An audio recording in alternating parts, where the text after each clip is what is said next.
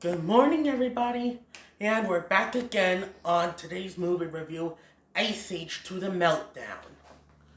So anyway, Manfred gets startled when another mammoth who thinks she's a possum is hanging upside down from a tree branch. He even goes, "I knew it! I knew I wasn't the only one!" And then Ellie goes, "So did I! It's not like we're bats or something. We don't have wings to keep us up. Usually we come out at night, so birds don't carry us off." Yeah, I don't think mammoths are meant to do that, Ellie. No offense. Suddenly, her possum bros are chasing her. No wait, they're being chased by Sid and Diego. And then Crash says, "Is this guy giving you trouble, sis?" And then the main herd goes, "Sis?" And then Ellie says, "That's right. Possum, possum, possum." Queen Latifah, you rule. You make a mean Ellie. No joke. And then Sid's all like, "Manny, breaking my distinction's a nasty time to be picky. Hey, I have an idea. Manny wants me to ask you if we would like to escape the flood with us." And then a possum goes, "I'd rather be roadkill." And then Ellie says, "Ha ha ha! Funny. Let me have a little talk with my bros. Look, we'll never make it in time if we only travel at night," she says. She even says that her new friends will care for them out in the open. Of course, Sid gets bonked on the head by Manny, who says, "Why did you invite them?" And then Sid's all like, "Because you might be the only two mammoths left on Earth." And then Manfred's all like, "My apologies, when did I join this dating service?" Manfred, you're asking when you became Twitter-pated. Yes, my friends, you heard me correctly. Anyway, Crash says, "If we come along with you, you have to treat us in a nice manner." And then Diego's all like, and then Diego growls with the possum saying, "You see that? That's the total opposite of nice." And then Manfred will say, "I'll be the father, Ellie will be the mother, and Diego will be the uncle who eats the kids who get on my nerves. Now let's move it before the ground falls out from under our feet." And then Ellie would say, "Hey, weren't fat guys supposed to be jolly?"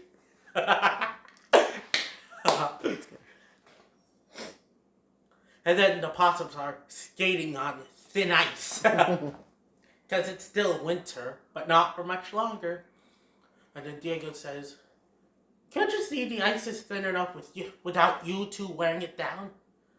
And then Sid will be all like, "Hey Diego, come on! The ice may be thin, but it's strong enough to hold a 10-ton mammoth and a 9-ton possum." That had some people laughing. But then suddenly, Cretaceous and Malestorm, they don't... Ellie doesn't appear before... Cretaceous and Malestorm suddenly appear, scaring them. But then Ellie plays dead on a cracked ice sheet. And then Sid's all like, "Come on, Diego, move it, move it." I'm saying it in a random order. And then Sid does what he needs to do and says, "This may sting a little." Jump! Then Diego finally moves. That might be a slight reference to that one scene where the Great Prince had to get Bambi out of there from Bambi and the Great Prince. And then a possum goes, "Ellie, if you play dead, you'll be dead. Look at me." And then he just slaps her eyeball. I'm like, is that physically possible?" And then Ellie's like, "What? What's wrong?" And then suddenly, Manfred swoops in to save the day. With the alligator's jaws on either of his tusks. I'm like, better be careful, Manfred. And then he just throws the alligator back into the water. And then Ellie goes, that was the bravest thing I've ever seen. Oh, it's not a compliment to a possum. Bravery is just dumb. Baby mammoths go extinct because they put themselves in danger too often. Maybe you should run away more. Ellie, you obviously haven't met Bambi. And then Manfred will be all like, she's infuriating and stubborn and narrow-minded. And then Sid would be all like, ooh, you're Twitter-pated. And then Manfred says, I do not.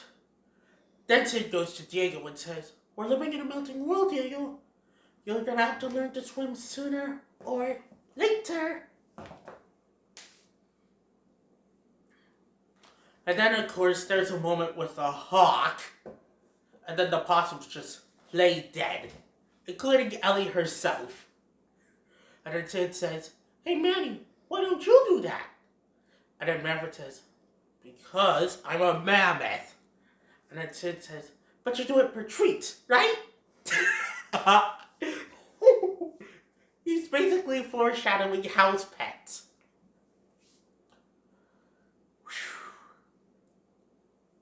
And then Ellie said, if you weren't here, that possum would swoop down and snatch me up. No, wait. That hawk would swoop down and snatch me up for supper. That's how Cousin Wilton went. And then Sid just says this. and then there's one moment where Crash says, pull back the tree and shoot me into the pond, Manny. Manny doesn't know, of course. And then Crash says, well, if you're too lame to do it, we can get Ellie. And Manfred says, have you done this before? And then Crash says, only 1,000,000 times. And then he goes way far back. And then he says, perfect. Fire! And then Crash is just flying through the air. And then he goes, I believe I can fly. And then runs into a tree. And then he shrieks and says, Crash!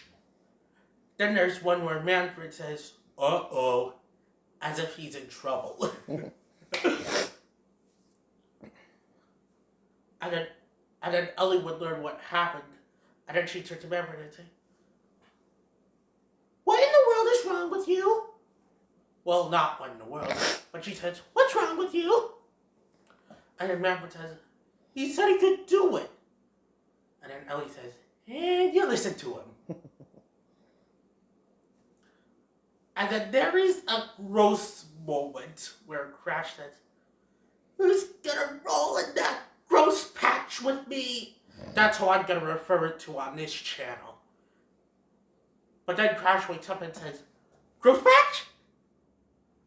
I can stand. I can run. And then Ellie goes, hallelujah! Yeehaw! Manfred's shocked and infuriated at this. And then Ellie goes, what can I say? They're boys. They make my life a little richer.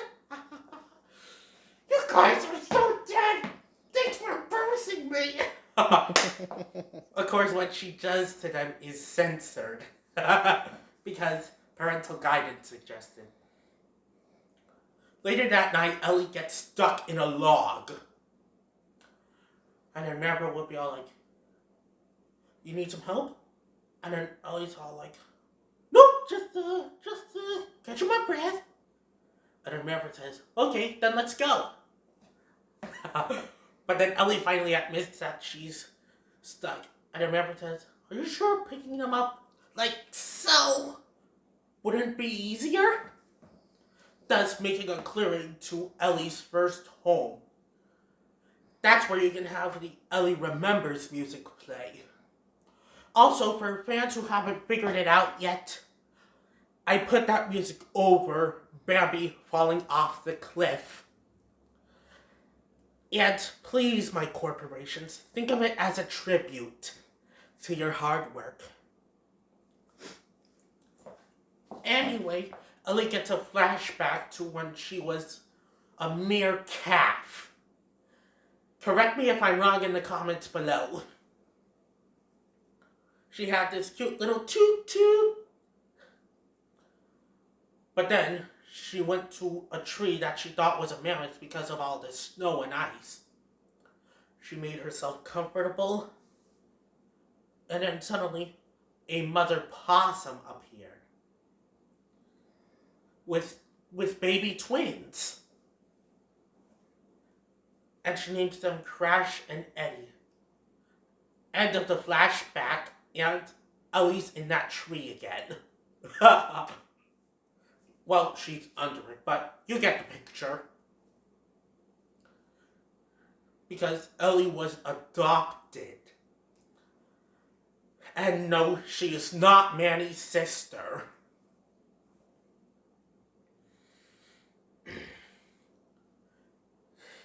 Then, of course, Sid says, "Boy, Manny sure took a big leap with Ellie today." And then there's a moment where him and Diego are talking and have a claw kick moment. And then Sid goes, "And I'm stalking, and I'm stalking." And then Diego just cuts the tree vine, and Sid says, "I'm falling." And then Diego says, "Correction, you're sinking. Kind of like a rock."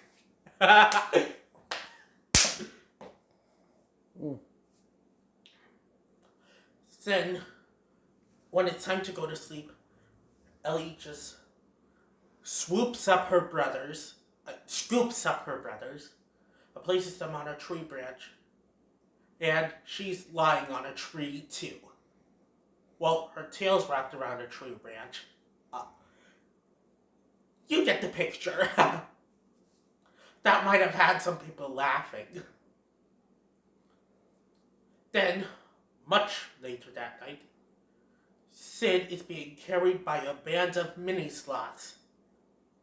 And before anyone asks, yes, that is the video, that is what my video was about back in 2018. One sloth even goes, "Fire King!" And then Sid says, "You know, it's about time someone recognized my true potential. Let there be fire!" Here's where the song begins. He clutches his foot or paw or whatever, and it goes, "Hey!" The one part the sloths don't imitate is, because Sid's getting an idea. I can imagine Bambi following Sid like that, like going, "Ooh, ooh, waka, waka, waka, waka." Ooh, ooh, ooh, ooh. And stuff like, including the click clack and the humana. And then of course, they have a little musical party and Sid goes, "If only the guys could see me now." And then they just hold him tight. Where Sid goes, "This is either super good or super bad." And then he sees where he's going and says, "Oh, no. 1,000 years bad juju for killing Fire King." And then one sloth says a bunch of stuff about lava melting ice built up over thousands of years. And then she says, "We have a solution. Let's sacrifice the Fire King." And then Sid says, "Well, that's not very advanced." And then the sloth says, "Worth the shot." And they just flat out do that to him. But the vines work like a bungee jump. And he lands into the nose of a rock sloth, which starts tumbling down where one sloth says, "Red choo-choo!" The next morning, Diego wakes up with water, and he just retreats his claws into Manfred, who bumps into a tree, knocking the possums down. There is another rose moment where Eddie says, Crash, I warned you not to drink before bed. Yeah, you can imagine that. Ew. And I remember it's all like, oh no, we awakened after the forest did. Or something like that. And then Sid tries to tell them about the mini sloth thing. And then Manfred just flat out ignores Sid, going, Sid, you were dreaming. Come on, the water's rising faster than we're moving. And Sid just flat out gives in. And then says, can we slow down a little? I'm dying here. And then a vulture hears that, and then Sid rushes along to him. It was just a matter of speaking. Yeah, that might have had me laughing. And this is where what I call the silly song, Food, Glorious Food, kicks in. And some possums are even wearing feathers like dresses. Like sliding down a hill on a rock. And Sid just dancing along with the vultures. Like, what is up with that, right? And then the two mammoths are trying to go on rolling boulders like basketballs. Or giant balls. And then Mammoth says, there you go, Sid. Don't you know what they were thinking? Pause for a minute, please. You're on. Anyway, Sid ends up still singing, Food, glorious food. And then Manfred and Diego go, Sid! But it's catchy. That's why I call it a silly song. Anyway, they come across what Sid calls just a little hot water and steam. How bad could it be? But then a dodo walks in from the original Ice Age, and he's geysered into poultry. Like, who wouldn't want that for Thanksgiving, right? Wrong. And then Sid's all like, I just did something involuntary. Yeah, messy. As a reference to Flower the Skunk. And if you have some opinions on that, please comment below. And then Ellie says, if we go over this, we'll be blown to bits. And then Manfred says, you are so stubborn and hard-headed.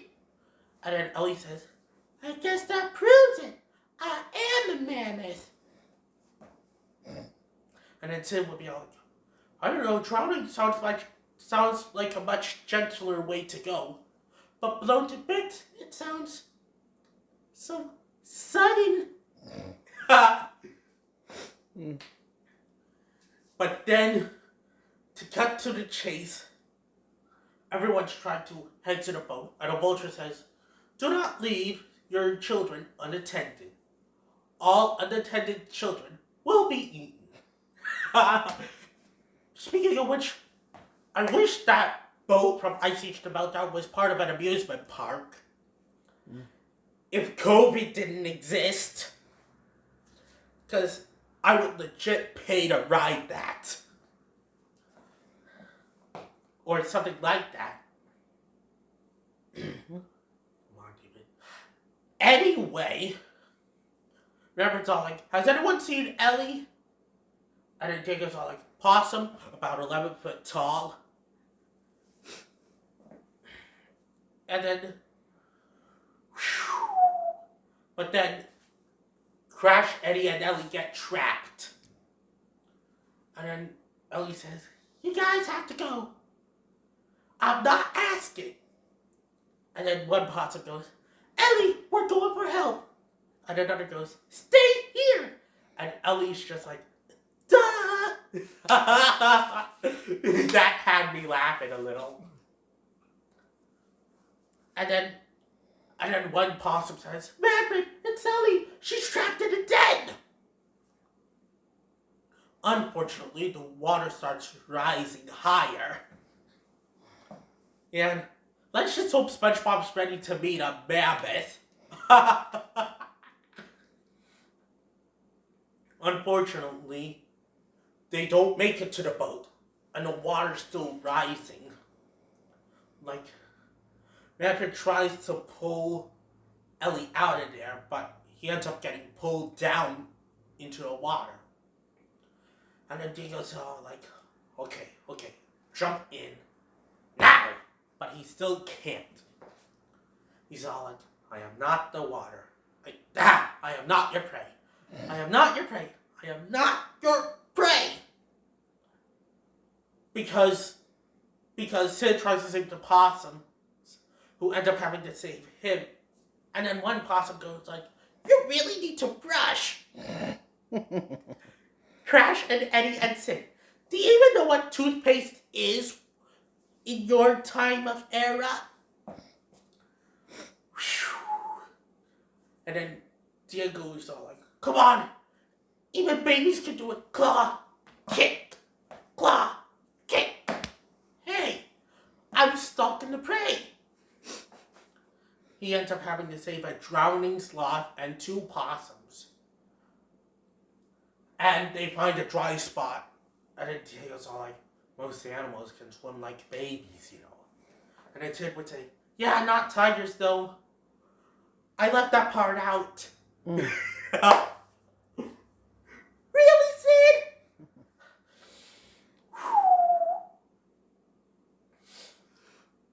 So anyway, Manfred finally frees Ellie with that big log.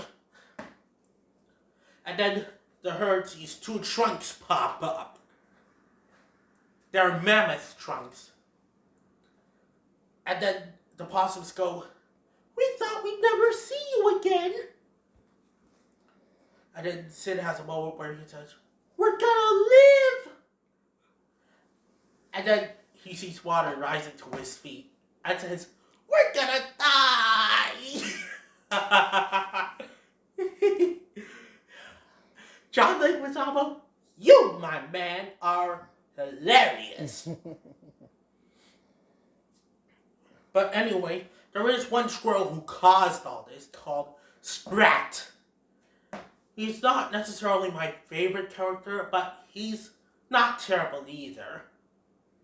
So he ends up making a crack in the big ice dam. And before anyone asks, I did not say a curse word. That's just what that word is for something that holds up a lot of water. The ice ends up splitting. And anyway, Scrat ends up basically doing away with himself over an acorn. And the water recedes and everything starts to dry up. And surprise, surprise, it's the first sign of spring. You guys see what I did there? If you like what I did there, comment below. And after everyone gets off, Fast Tony says, we're gonna live, Stu! Well, I am anyway. And then suddenly, there are more mammoths. Like, actual mammoths. Like, Ellie says, we're not the last ones anymore. I am a mammoth. There's a chance I should be with a mammoth. And then Mammoth's all like, well, I need to say, I hope you find all of what you're looking for. Yeah, like, and then Sid would be all like, hey, I'll take full credit for you coming a long way since we met, but you need to leave the past in the past and not look back. So you can only look ahead and have a future. Sid, the Great Prince would be so proud of you. Bambi too. Get it? Bambi too. That's funny. And then when Manfred calls Ellie, suddenly he's hanging from a tree. I want us to be together because we want to, Ellie. What do you say? And then he just crashes Much to Ellie saying, "You're possum enough for me." And then the mammoths just toot their trunks, and the possums just cry. Like, ah! And then suddenly, Mammoth says, "I'll carry Sid." And then Diego's all like, "But your herd's leaving." And then Mammoth says, "We are now." Then Sid asks Manfred if he can have a dog. Much to Manfred saying, "No." Then he asks Ellie, who says, "Of course you can, sweetie." And then Manfred says, "Ellie, we have to be consistent with him." So, bottom line, they just straight up had their wedding day escaping water. Then there is a moment where Scrat's up in heaven where he could have possibly met Bambi's mother. He bumps into Heaven's Gate. And he sees acorns and collects them all, but then he goes for the big one. Like the giant one. But then suddenly everything stops. And he gets sucked. Like his fingertips slowly go off the gate. Like, kind of like how kids don't want to leave one place, but their parents make them. And then, surprise, surprise, not. Sid basically foreshadows the story of Snow White. Saying, "I saved you, little buddy." And then, there is one moment where Scrat does Scrap-Boo in Piranha Smackdown. And he basically just does it on Sid too, going, "Ah!" And then Sid's all like, "Hey, I saved you, ow! What do you think you're, ow. And that's where it ends. Now, on to final thoughts.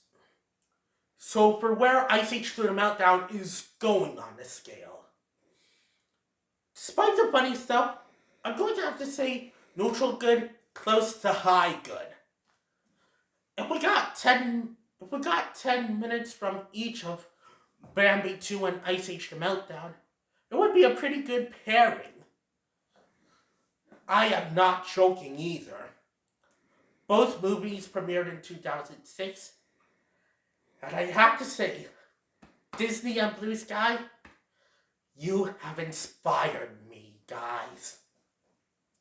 Your writing, your animation, your music. Who could live without your music? Like, that takes guts. And basically, I want the plots of these two movies that I reviewed to cross over as of spring 2026. If you guys are all for that, please comment below. Pause, please. Now I'm going to end this video off with this special song yet again.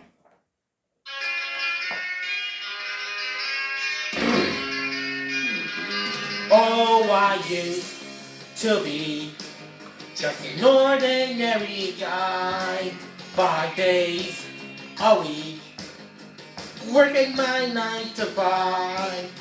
But then I went that extra mile, I gave them service with a smile. That's me, employee of the forest. That's me, employee of the forest. I made those lyrics up myself. Although some might say that working hard for fools, we come all this way with just some simple rules. Keep your station clean and bright, the customer is always right. That's me, employee of the forest. That's me,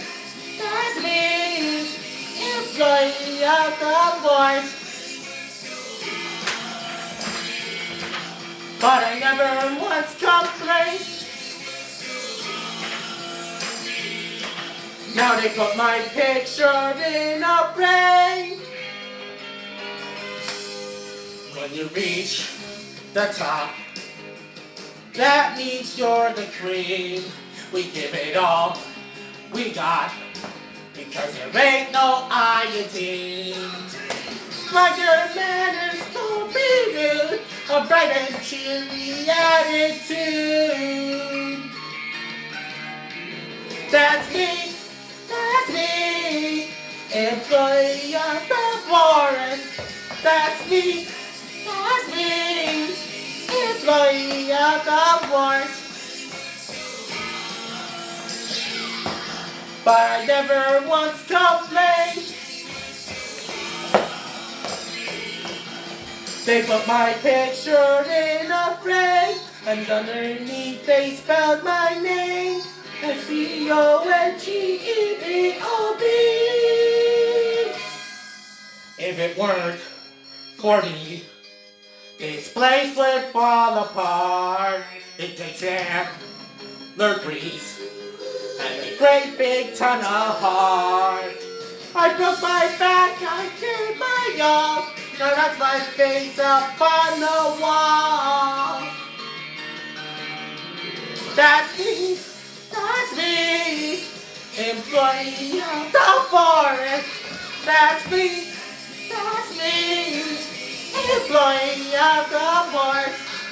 That's me, employee of the forest.